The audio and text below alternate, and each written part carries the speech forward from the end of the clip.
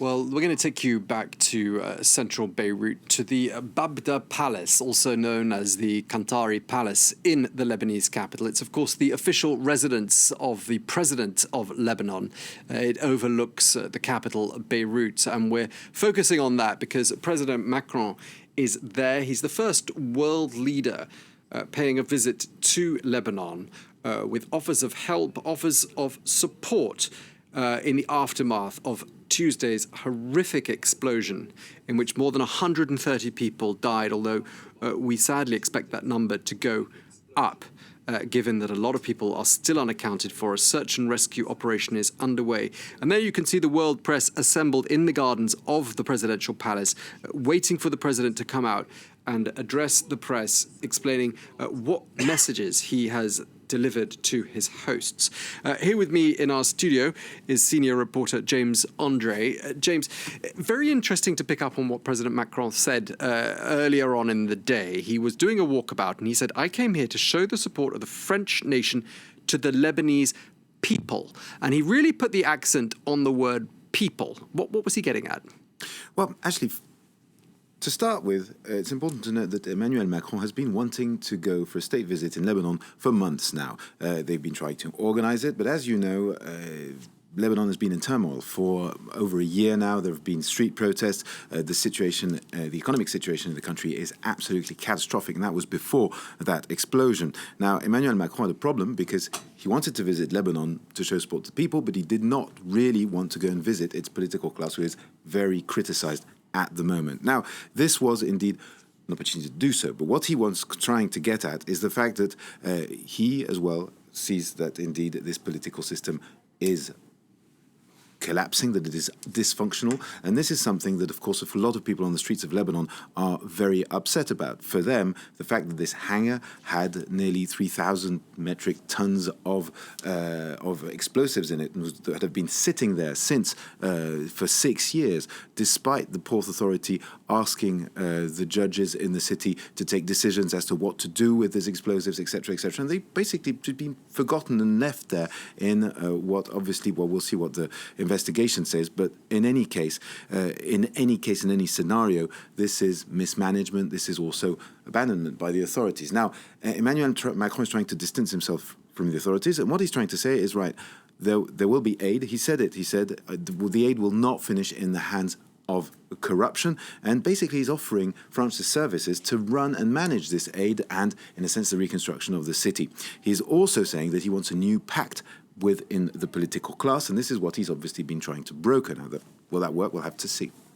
Yeah, and just if we can have a look at some of those pictures of President Macron doing that walkabout a little earlier on in central Beirut, because he was really amongst the people who were sort of welcoming him as a savior, the savior of Lebanon, the first major world leader to show up less than 48 hours after disaster struck. There he was on the scene of that horrific incident. France really showing it's leading in this situation, isn't it?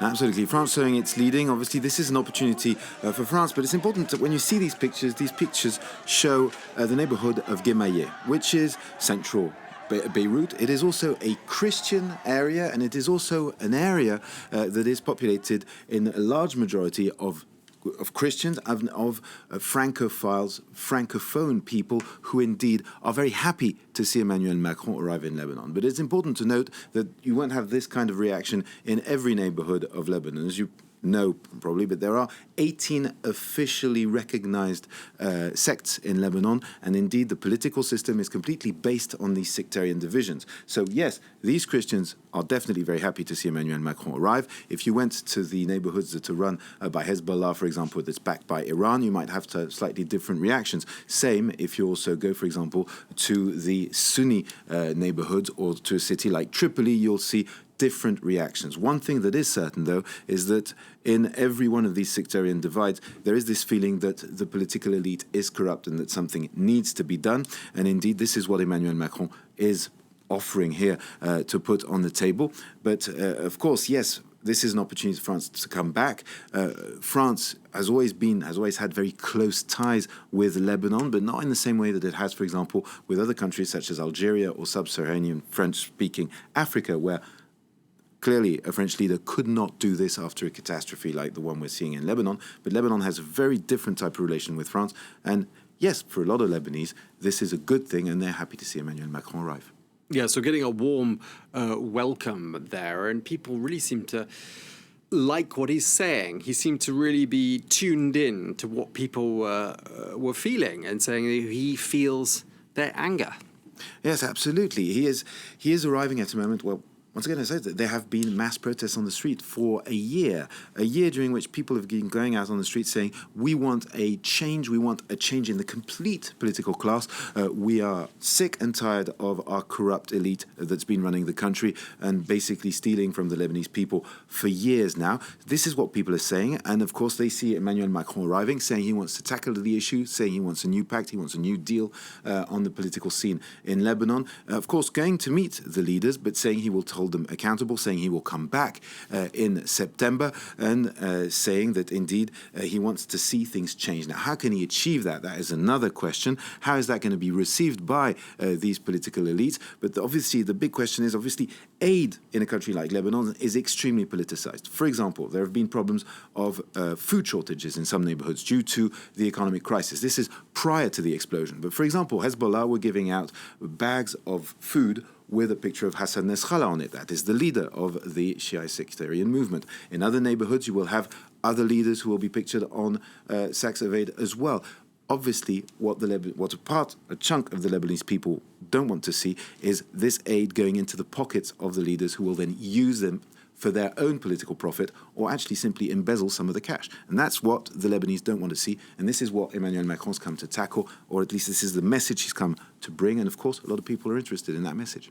Yeah, so very, very much the language he was using, delivering that aid to the people, really what you're getting at there, namely making sure it doesn't fall into the wrong hands, doesn't fall into the hands of corrupt leaders. And just going back to what happened on Tuesday, many people saying that was sort of symptomatic, really, of a country that only a week earlier, the French Foreign Minister Jean-Yves Le Drian was saying was on the brink of becoming a failed state. That was before that disaster struck. Then disaster struck on Tuesday, devastation in the Lebanese capital. And President Macron saying there in Beirut today that an independent, transparent investigation into that explosion is owed to the victims and their families by the Lebanese authorities. I mean, do you think that's going to happen? Do you think that's something likely to happen?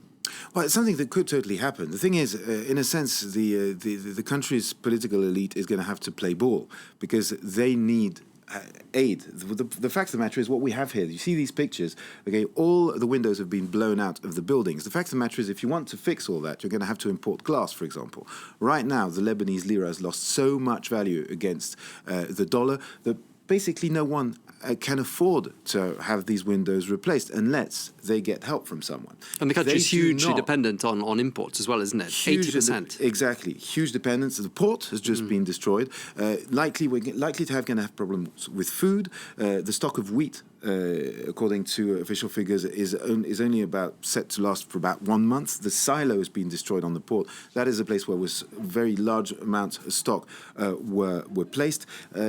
Beirut is one of the rare deep sea ports in that part of the Mediterranean Sea. So the fact of the matter is bringing food, bringing glass, bringing anything into Lebanon is going to become very difficult. So indeed, the people are likely to face shortages. They are going to need the help of the international community. Now, a lot of countries have said they were going to step up. A lot of countries are also pledging quite, for the moment, not very impressive amounts of money, etc. But the fact is, they're going to need some help. And obviously, on everyone's mind, there is this problem of corruption. There is this problem of mismanagement. And what the people are saying right, do not give any money to the government. Do not give any money to the parties. Give the money straight to the hospitals, give the money straight to the schools, give the money straight to the people so they can fix their houses, but don't go through government, because the big problem is a problem of distrust, a complete lack of trust between the people and the political system that is in place, with, of course, a risk that this might turn into riots, into violence on the streets of Lebanon. And that is something no one wants to see at this stage, because given the state of the city, there is risk for major chaos. Indeed, and we've seen in these last few months, well, not quite so much lately because of the COVID-19 crisis, but certainly in the latter part of last year, we saw a real build-up in that presence of protesters out on the streets calling for wholesale change. They just want the whole governing elite of Lebanon. In some cases, it's sort of a hereditary governance, several generations of the same family who've headed up political factions, each with their own sectarian label, and people just want that to go. They want something that works better, something more meritocratic, technocrats, experts. That's what they want. But that is also something that's very difficult to achieve, simply because if you take Lebanon, there are all these political parties that, as you were saying, are set along sectarian divides, and every sectarian group has its own neighbourhoods. If you take Beirut, has its own cities. If you take the whole of Lebanon, and of course, the system that is in place is obviously very imperfect, because there is this system of the Lebanese system is quite unique in a sense. There is a system of sectarian quotas. For example, the president is by according to the constitution, is going to be a Christian. The parliament will be led by the Shia. So every part of the system has its own quota system, and that, of course, does mean that what will happen if this system is changed? What is Emmanuel Macron going to put on the table? How does he want to renegotiate this? This is something that is extremely complicated. Yes, the youth in Lebanon says, and I was in Lebanon a few months ago for the trial of Carlos Ghosn. I spoke to a lot of young people saying, we want an end to this sectarian system. The sectarian system is behind us. It only ends up with cronyism, and we want that to stop. But what is to come afterwards? That is a very difficult question. That movement you were talking about for the moment doesn't have any clear leaders who are ready to take the country in their hands. There's no political party. And despite the fact that you could say, yes, it's the civil society, it's always a little more complicated than that. So what is going to happen? We will have to see. For the moment, of course, the government is still in place. Will a deal be brokered with the members of parliament who are, not the parliament, but the government with its parliament, etc., is still in place? How is that going to work out? But of course, all that system is at risk right now after such an incredible catastrophe. Okay, well, stay with us, James.